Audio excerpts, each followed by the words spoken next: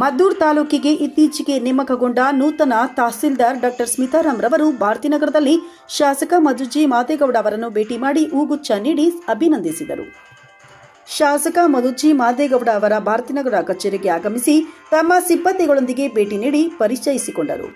ಈ ಸಂದರ್ಭದಲ್ಲಿ ಮಧುಜಿ ಮಾದೇಗೌಡ ಅವರು ಮಾತನಾಡಿ, ಕ್ಷೇತ್ರದಲ್ಲಿ ಯಾವುದೇ ಸಮಸ್ಯೆ ಉಂಟಾಗದಂತೆ ತಾಲೂಕಿನಲ್ಲಿ ಅಭಿವೃದ್ಧಿ ಕಾರ್ಯಗಳನ್ನು ಮಾಡಬೇಕು, ರೈತರಿಗೆ ಅನುಕೂಲವಾಗುವ ನಿಟ್ಟಿನಲ್ಲಿ ಕೆಲಸ ನಿರ್ವಹಿಸಿ ಎಂದು ತಿಳಿಸಿದರು. ಇದೇ ವೇಳೆ ರಾಜಸ್ವ ನಿರೀಕ್ಷಕ ರವೀಂದ್ರ, ಗ್ರಾಮ ಲೆಕ್ಕಿಗ ಜೆ ರವಿ ಇದ್ದರು.